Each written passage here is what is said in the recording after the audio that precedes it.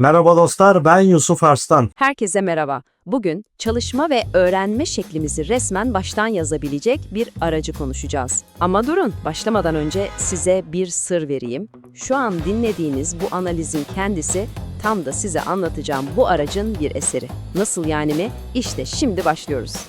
Aynen öyle. Yanlış duymadınız. Bu analizin metninden görsellerine kadar her şeyi bugün size tanıtacağımız aracın ta kendisi hazırladı. Bu aracın ne kadar güçlü olduğunu anlatmanın en iyi yolunun onu bizzat iş başında göstermek olduğunu düşündük. Yani bu teorik bir şey değil, tam şu an canlı canlı deneyimlediğimiz bir şey. Peki bu kadar iddialı bir işe imza atan bu araç neyin nesi? Gelin Notebook LM'in dünyasına biraz daha yakından bakalım. Notebook LM, en basit haliyle sizin kişisel bilgi evreninizde çalışan bir asistan. İnternetin o dipsiz kuyusunda kaybolmak yerine sadece ve sadece sizin yüklediğiniz belgeleri, notları ve verileri anlıyor, onlarla çalışıyor. Buradaki kilit kelime bu zaten, kişisel. Şimdi eminim bazılarınız, yahu Notebook LM yeni bir şey değil ki diye düşünüyor. Çok haklısınız. Ancak bu sefer durum çok farklı. Çünkü Notebook LM artık gücünü Google'ın en gelişmiş yapay zeka modeli olan Gemini 3 Pro'dan alıyor.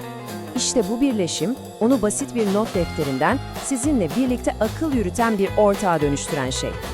Farkı şöyle bir gözünüzde canlandırın. Düne kadar Notebook LM, belgelerinizi koyduğunuz, içinde arama yapabildiğiniz akıllı bir dosya dolabı gibiydi. Faydalı mıydı? Evet. Ama bugün o belgelerin içindeki bilgiyi kullanarak sizinle birlikte düşünen, yeni fikirler üreten, hatta sizin yerinize içerik oluşturan bir ortağa dönüştü. Aradaki fark gece ile gündüz gibi. Peki tamam, büyük resmi anladık da bu bizim gündelik koşturmacamızda ne işe yarayacak? İşte bu araç hepimizin boğuştuğu o bitmek bilmeyen bilgi kaosunu nasıl dize getiriyor, şimdi ona bakalım. Şöyle bir anı düşünün. Önünüzde 50 sayfalık bir rapor var ve yetiştirmeniz lazım. Hepsini okumaya vaktiniz yok. Tek bir komutla saniyeler içinde o raporun özeti, ana fikirleri, kilit noktaları önünüzde. Bu sadece zaman kazandırmak değil, resmen hayat kurtarmak demek. Özellikle öğrenciler ve hayat boyu öğrenmeye devam edenler için bu tam bir devrim. Haftalarca, aylarca tuttuğunuz o karman çorman notların bir anda pırıl pırıl, mükemmel organize edilmiş, kişisel bir çalışma rehberine dönüştüğünü bir hayal edin. Ve olay sadece yazıyla da bitmiyor. 2 saatlik bir ders videosu ya da bir toplantı kaydı düşünün. Kim izleyecek onu baştan sona?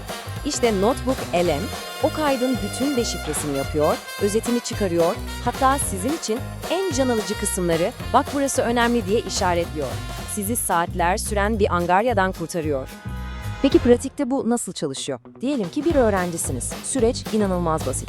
İlk adımda elinizde ne varsa yüklüyorsunuz. Ders notları, makaleler, PDF'ler. İkinci adımda ona basitçe bana bu konulardan bir çalışma rehberi oluştur diyorsunuz. Ve son adımda bir bakıyorsunuz ki karşınızda kilit kavramları, olası sınav sorularını içeren tamamen size özel bir rehber duruyor. Ama yetenekleri bunlarla da kalmıyor. Projeniz için ilk taslağı o hazırlıyor. Tüm araştırmalarınızı tek bir yerde birleştiriyor. Upuzun toplantı notlarından yapılacaklar listesi çıkarıyor. Anlaşılması zor akademik metinleri alıp size bak aslında burada bunu demek istiyor diye basitleştiriyor. Günlük hayattaki faydaları inanılmaz. Peki ya bu gücü alıp çok daha büyük bir ölçüye taşırsak ne olur? İşte o zaman işler, özellikle profesyoneller için gerçekten heyecan verici bir hal alıyor. Artık tek tük dosyalardan birkaç saatlik videolardan falan bahsetmiyoruz. Ölçek bambaşka bir seviyeye çıkıyor. Notebook LM'in artık analiz edebildiği video verisinin miktarı bu. Binlerce saatlik görüntü yığınından anlamlı sonuçlar çıkarmaktan bahsediyoruz. Bu sayının büyüklüğünü bir an için düşünün.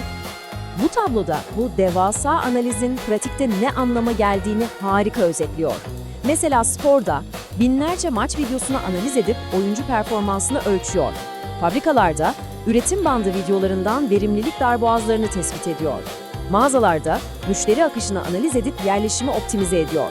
Hatta bir şantiyedeki videolardan iş güvenliği ihlallerini anında yakalayabiliyor. Yani buradaki asıl devrim şu, bu teknoloji artık sadece bir sayfadaki kelimeleri anlamakla kalmıyor. Eskiden analiz etmesi neredeyse imkansız olan o devasa boyuttaki, yapılandırılmamış video verisinin içindeki gizli kalmış desenleri ve değerli bilgileri gün yüzüne çıkarabiliyor. Bütün bunlar bizi kaçınılmaz bir soruya getiriyor.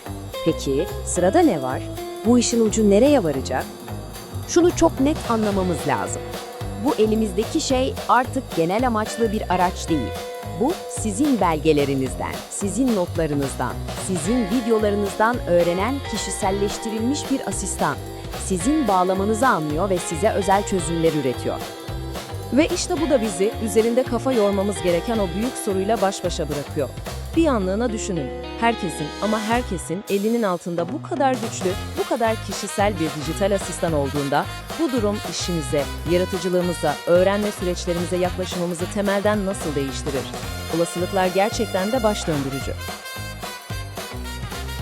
Her cumartesi günü yeni bir içerikle karşınızda olacağım.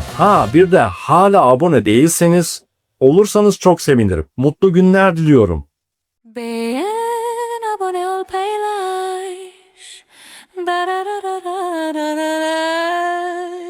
Dum dum dum dum dum dum dum dum dum dum dum dum dum dum.